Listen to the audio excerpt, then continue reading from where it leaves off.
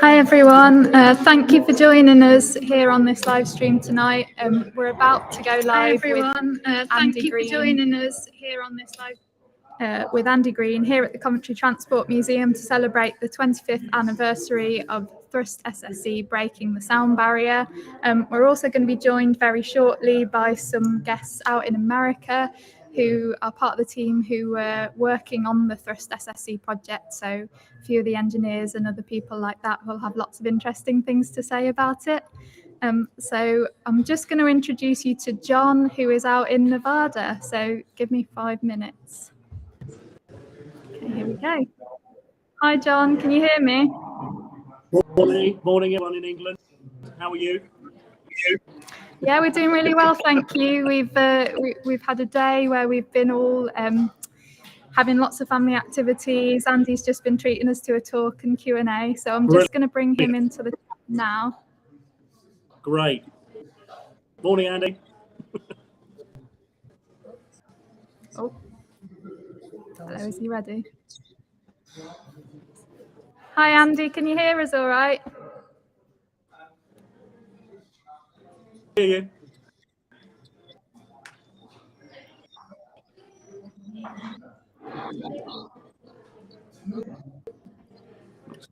Can you hear us okay? I can hear you very well. Yeah. Should I talk to you what we're doing this morning and what we did last night? Okay. What we're up to. So the wonderful town of Gerlach gave us a great welcome.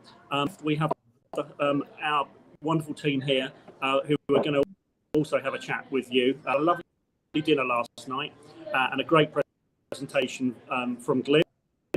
And we are having a great, excellent, action-packed day of which basically entails racing around the town in an electric vehicle as quickly as possible, doing sounds weird. We've also got a car show here, and we'll send you some pictures over of that later. Cook-off, which is everyone cooks chili, and then we eat it, which is what's so. And then tomorrow we've got a pancake morning, so we're really looking forward to it, and we're feeling very weird. They've made us feel very welcome anyway. So yeah, fantastic. Really great. Do you want to who's out there with you today? Yeah, absolutely. So what I'm going to do, because we're on one screen, I'm going to get the next person to sit here, team member to sit here, and have a quick chat, and they can relay their. Good for you. Brilliant. That sounds great. Yeah, go ahead. Lovely.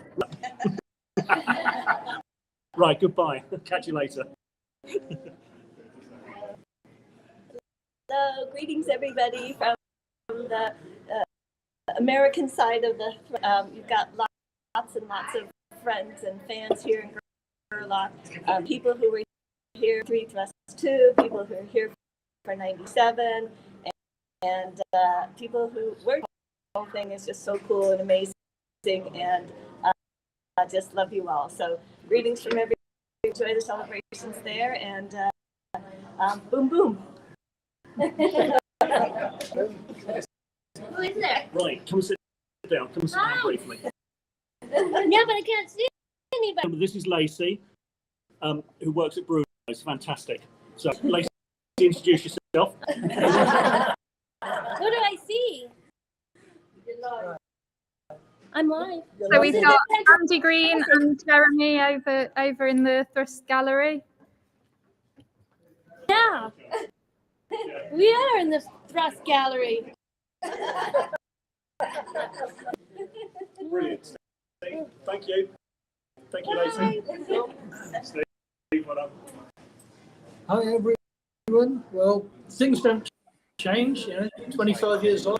Oh, sorry, you just stay away with the car. I'm going to take over with there. Excuse me for a second. Guys, can you hear us? 20. Yes, we can hear you loud and clear. Thank you. Yeah. It is. Okay, well done. Okay, yeah, 20 coffee. Brilliant. Steve, Just need a techie. Steve, fantastic. Really nice to talk to you guys. I've got a couple of questions for you, but first of all, I just wanted to point out to you and everybody else who's watching online, the world's fastest car is sitting behind us, 25 years since it did something remarkable, and more importantly, 25 years since all of you did something remarkable. So congratulations. Now, Thank you.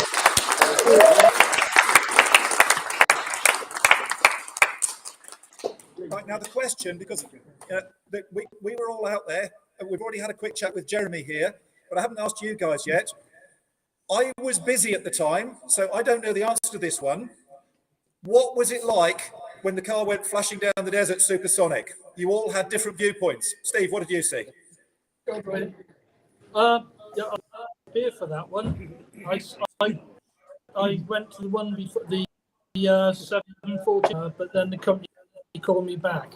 So I'll pass you over to Glyn. Technical that happened. Well, there we are. Greetings all. Nice to be in contact with Coventry again. The question was, what was it like? Well, I was positioned at the start of the mega runs of SSC, and it went past at very high speed, nice pictures, and the double boom was quite evident. Bang, bang, bang.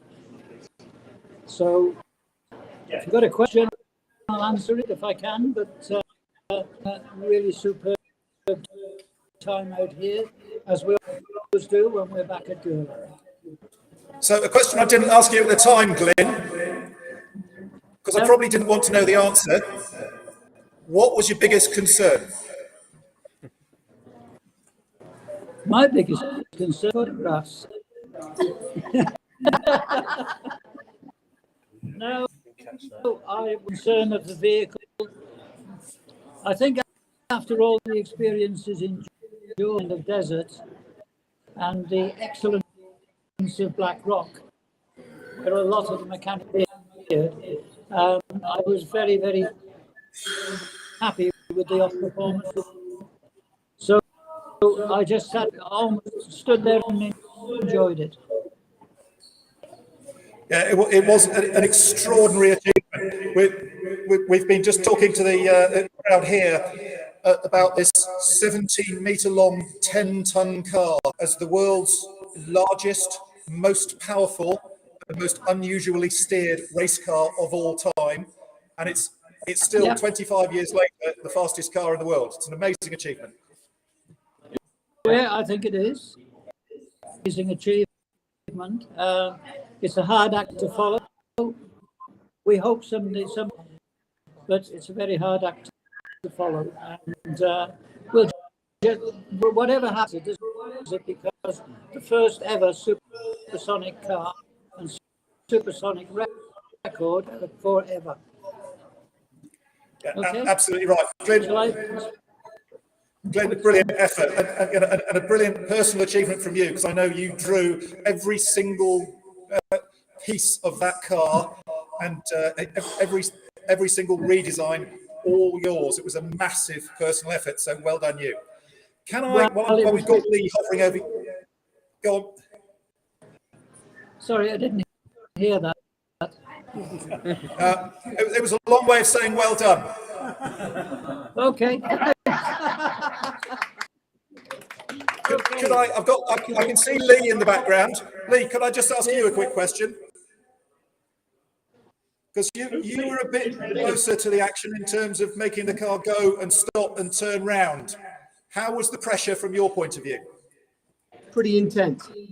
Your earlier question about what was through the sound barrier, and we were receiving you down desert.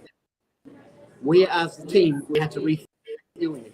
But when you were doing a supersonic run, you had created no one had ever seen before, which was that bow wave in front of the car. And that before you came to a stop. And I remember you popping the lid of supersonic runs. And you knew you'd gone supersonic. Everybody behind, because they felt the double boom. So how on earth do the guys who are coming towards you, us lot, know that you'd gone supersonic? And that was that very, very first hint from being pushed in front of the car. Remember that? Yeah, I remember that very clearly for two reasons.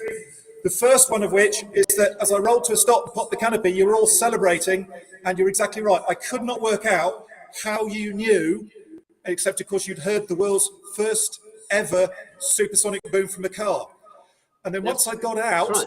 I think it might have been Nick Dove that confessed to me, said, well, yeah, there's also a massive amount of relief in the team, because the first thing we heard, the car was still over the horizon 5 miles away. First thing we heard was this massive explosion. So we assumed the car had blown up, and then when it appeared, slowing down with the parachute, we're all massively relieved. So we're happy it's been supersonic, and massively happy it's still in one piece.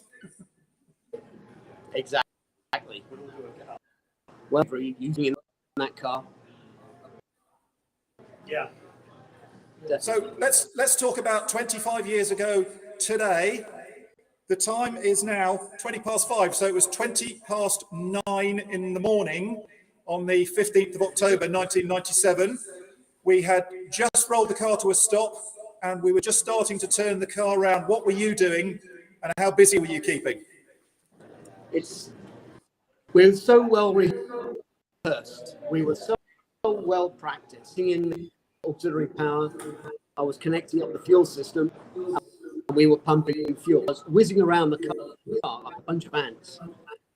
Termites.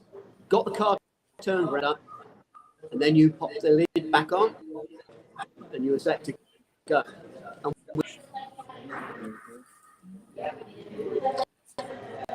And it was remarkable to remember that those refueling rigs had just enough fuel to fill the car up for a return run, which sounds like just enough is just enough, but we also needed them with a bit of fuel left to prime the car for the next start. So we ended up using 2 on the last day, just in case. That's right. And if I remember, on your last run, we consumed liters. About 970 liters. We had very when you trundled to a halt for the very last run. Do you remember what you said when you very last run? And you said, I don't have to drive that car anymore. Somebody asked a few minutes ago about whether the car would have gone faster.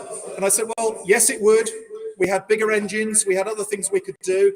But we had a very tired car. We had an even more tired team. We'd done what it said on the tin. It was the Thrust supersonic car. We had a supersonic world land speed record. The first. 25 years later, it's still the only one. That was the right time to stop. Yeah, everybody. Absolutely, Andy. You did a terrific job.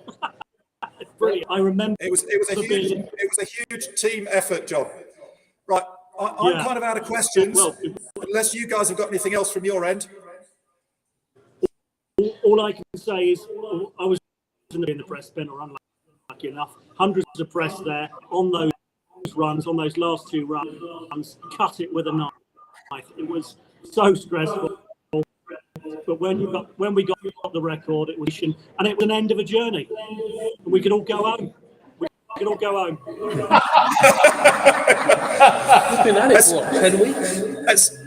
That's a very good way of putting it, John.